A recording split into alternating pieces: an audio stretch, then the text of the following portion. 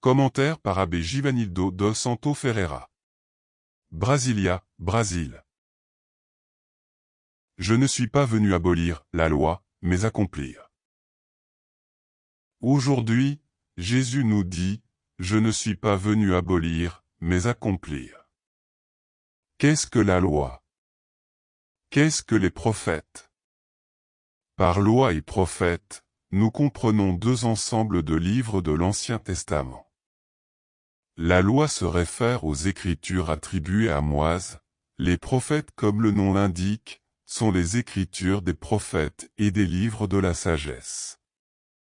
Dans l'évangile d'aujourd'hui, Jésus fait référence à ce que nous considérons comme le résumé du code moral de l'Ancien Testament, les commandements de la loi de Dieu.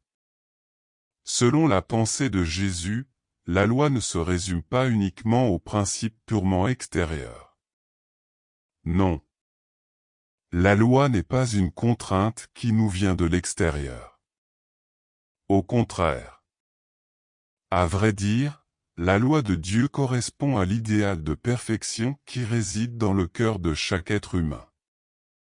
C'est pour cette raison que celui qui agit selon ses commandements sent non seulement qu'il a réalisé ses aspirations humaines mais qu'il a atteint également la perfection chrétienne, ou comme le dit Jésus, la perfection du royaume des cieux. Celui qui les observera et les enseignera sera déclaré grand dans le royaume des cieux. Eh bien moi, je vous dis, l'accomplissement de la loi ne se limite pas à respecter celle-ci mot à mot, car la lettre tue, mais l'esprit donne la vie. C'est dans ce sens que Jésus utilise son autorité pour interpréter la loi dans un contexte plus authentique.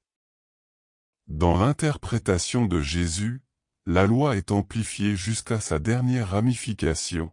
Le respect de la vie s'unit à l'éradication de la haine, de la vengeance et de l'offense.